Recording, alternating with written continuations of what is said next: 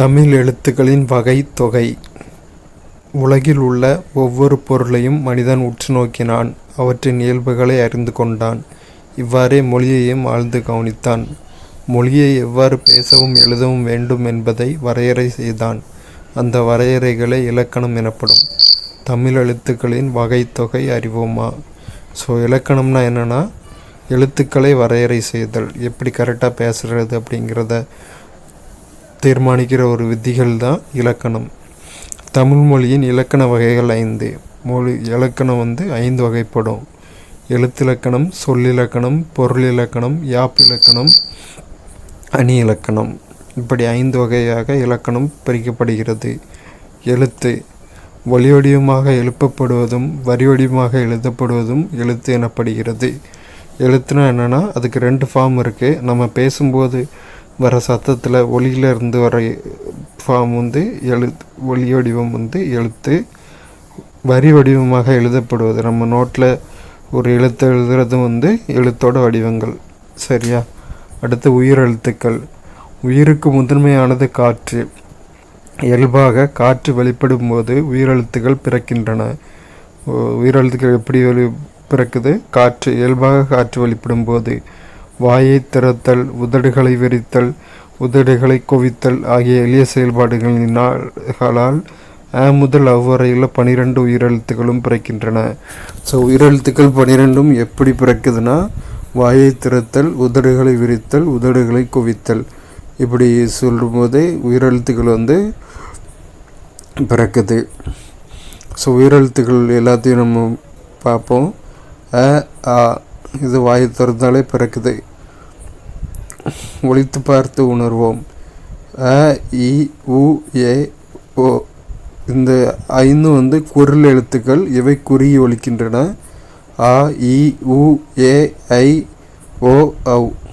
இது நீண்டு ஒலிக்கின்றன. இவை நெட்டெழுத்துக்கள் எனப்படும். இந்த உயிரெழுத்துக்களை ஒரு வாட்டி சொல்லி பார்ப்போம். அ, ஆ, இ, உ, ஏ, ஐ, ஓ, ஔ. அடுத்து குறுகி ஒலிக்கும் அ, இ, உ, ஏ, ஓ ஆகிய 5ம் குரில் எழுத்துக்கள். நீண்டு ஒலிக்கும் அ, இ, உ, ஏ, ஐ, ஓ, ஔ ஆகிய 7ம் நெடிலெழுத்துக்கள்.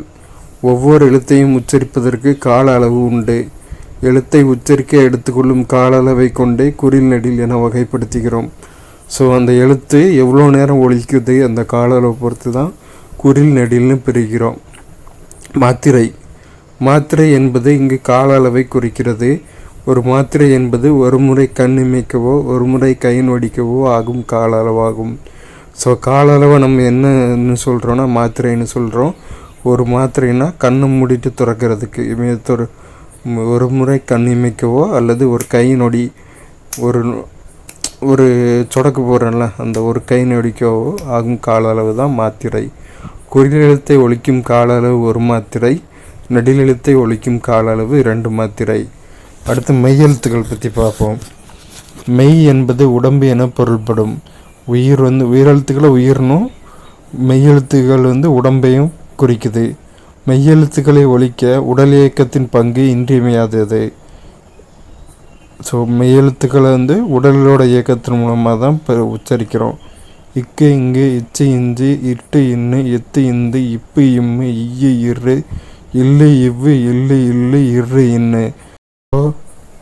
இக்கு, இங்கு, இச்சு, இஞ்சு, இட்டு, இன்னு, இத்து, இந்து, இப்பு, இம்மு, இய்யு, இரு, இல்லு, இவ்வு, இல்லு, இல்லு, இரு, இன்னு ஆகிய 18ம் மெய்யெழுத்துக்கள் ஆகும்.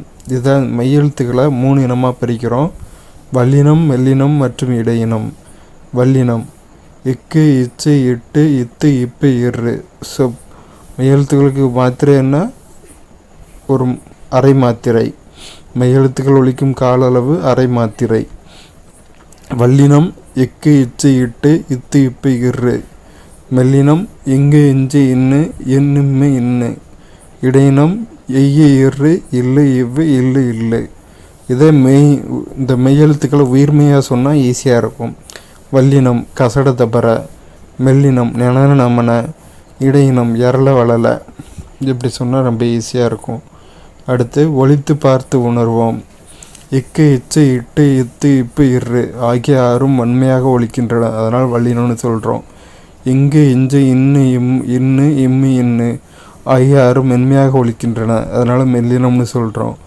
ஈய இரு இல்லை இவ்வு இல்லை இல்லை ஆகிய ஆறும் வன்மையாகவும் இல்லாமல் மென்மையாகவும் இல்லாமல் இரண்டிற்கும் இடைப்பட்டு ஒலிக்கின்றன. ஓகேவா? அதனால் இவை இடையின எழுத்துக்கள் என அழைக்கப்படும்.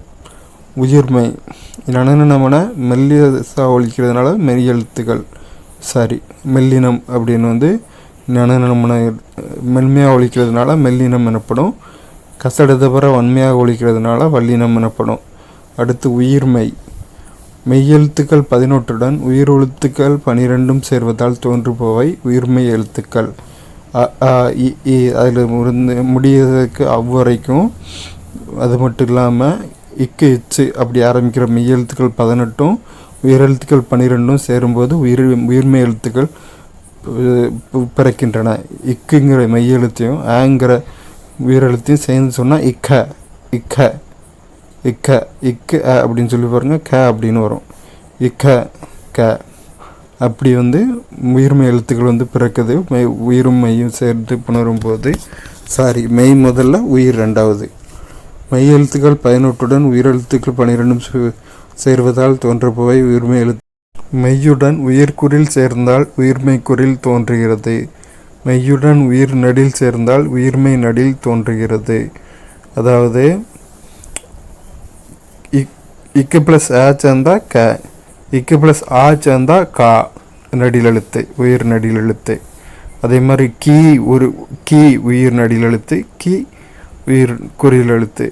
அந்த மாதிரி அந்த நெடிலெழுத்துக்கள் உயிரெழுத்துக்களில் நெடிலெழுத்துக்கள் 7 மெய்யோட சேரும்போது உயிர் நெடிலெழுத்துக்கள் பிறக்குது. ஆகவே உயிர்மெய் எழுத்துக்களையும் உயிர்மெய் குறில் உயிர்மெய் நடில் என இரு வகைப்படுத்தலாம். ஆயுத எழுத்து. தமிழ் மொழியில் உயிர்மெய் எழுத்துக்கள் தவிர தனி எழுத்து ஒன்றும் உள்ளது. அது அக்கு எனும் ஆயுத எழுத்தாகும். 3 புள்ளி வச்சா அது அக்கு எனும் ஆயுத எழுத்து. ஆயுத எழுத்து ஒலிக்கு ஆகும் கால அளவு அரை மாத்திரை. அவ்வளோதான்.